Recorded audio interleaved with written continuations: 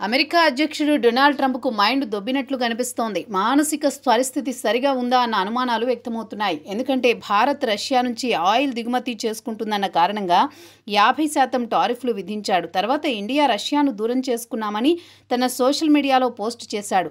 తాజాగా రెండో దశ ఆంక్షలను విధించేందుకు సిద్ధమవుతున్నట్టు ప్రకటించాడు. రష్యా ఉక్రెయిన్ రాజధాని కీవ్లోని ప్రభుత్వ భవనాలపై 810 డ్రోన్లు 13 క్షిపణులతో భారీ దాడి చేసిన తర్వాత ఈ ప్రకటన వెలువడింది. ఈ దాడి యుద్ధం ఆరంభమైనప్పటి నుంచి అత్యంత తీవ్రమైనదిగా పరిగణించబడుతోంది. ఇది రష్యా యుద్ధ వ్యూహంలో మరింత ఉధృతిని సూచిస్తోంది. ట్రంప్ నిర్ణయం రష్యా ఆర్థిక వ్యవస్థను కుదించి రష్యన్ అధ్యక్షుడు వ్లాదిమిర్ పుతిన్ను శాంతి చర్చలకు ఒత్తిడి చేయాలనే లక్ష్యంతో ఉన్నట్టు కనిపిస్తోంది. ట్రంప్ ప్రభుత్వం రష్యన్ చమురు కొనుగోలు చేసే దేశాలపై రెండో దశ ఆంక్షలు, సెకండరీ టారిఫ్లను విధించే దిశగా సాగుతోంది. ఇండియా, చైనా వంటి దేశాలు రష్యన్ చమురును పెద్ద ఎత్తున కొనుగోలు చేస్తున్నాయి.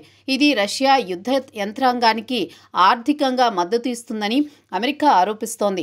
ఇండియాపై ఇప్పటికే 50% టారిఫ్లు విధించింది. చైనాపై 145% టారిఫ్లు ప్రకటించబడినప్పటికీ 90 రోజుల పాటు వాటిని నిలిపివేశారు. ఈ ఆంక్షలు రష్యా చమురు ఆదాయాన్ని తగ్గించడం ద్వారా ఆ దేశ ఆర్థిక వ్యవస్థను బలహీనపరచడానికి ఉద్దేశించినవి. ఇది రష్యా బడ్జెట్లో సుమారు 1/3 ఆదాయాన్ని అందిస్తుంది. America treasury secretary Scott Besant Russia ఆర్థిక వ్యవస్థను పూర్తిగా కుప్పకూలడం ద్వారా మాత్రమే పుతిన్ శాంతి చర్చలకు రాగలడని వాదించారు. అయితే ఈ వ్యూహం అనేక సవాళ్లు ఎదుర్కొంటోంది. రష్యా ఇప్పటికే 20,000 కన్నా ఎక్కువ ఆంక్షలను ఎదుర్కొంటోంది. కానీ షాడో ఫ్లీట్ వంటి వ్యవస్థల ద్వారా చమురు వాణిజ్యాన్ని కొనసాగిస్తోంది.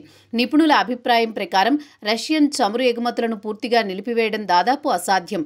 ఇది గ్లోబల్ చమురు ధరలను పెంచి ద్రవ్యోల్బణాన్ని ప్రేరేపిస్తుంది. అదనంగా ఇండియా, చైనా వంటి దేశాలు ఈ టారిఫ్లను ఎదిరించే అవకాశం ఉంది. ఇది అమెరికాతో వాణిజ్య సంబంధాలను దెబ్బతీస్తుంది. ఇదిలా ఉంటే ట్రంప్ టారిఫ్ విధానం చట్టబద్ధమైన అమెరికా ఫెడరల్ కోర్టు ఇటీవల తీర్పు ఇచ్చింది.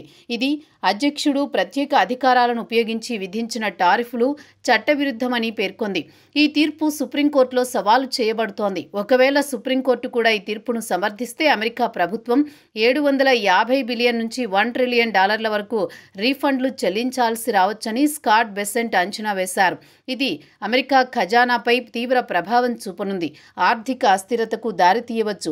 అయినప్పటికీ బెసెంట్ సుప్రీంకోర్టులో విజయం సాధిస్తామని ఆశాభావం వ్యక్తం చేశారు. ఈ ఆంక్షలు కేవలం రష్యా ఆర్థిక వ్యవస్థపైనే కాకుండా ఇండియా, చైనా వంటి దేశాలతో అమెరికా యొక్క ద్వైపాక్షిక సంబంధాలపై కూడా ప్రభావం చూపుతాయి. ఇండియా తన శక్తి, భద్రత కోసం రష్యన్ చమురును కొనుగోలు చేస్తోందని వాదిస్తూ ఈ టారిఫ్లను అన్యాయమని పేర్కొంది. చైనా కూడా రష్యన్ చమురు కొనుగోళ్లను కొనసాగించే సూచనలు ఇచ్చింది. ఇది అమెరికా యొక్క ఆంక్షల ప్రభావాన్ని తగ్గిస్తోంది. ఐరోపా సమాఖ్య కూడా రష్యన్ శక్తి ఎగుమతులను 2027 నాటికి పూర్తిగా నిలిపివేయాలని లక్ష్యంగా పెట్టుకుంది. కానీ ప్రస్తుతం ఇండియా నుంచి రష్యా చమురుతో రిఫైన్డ్ ఉత్పత్తులను కొనుగోలు చేస్తోంది.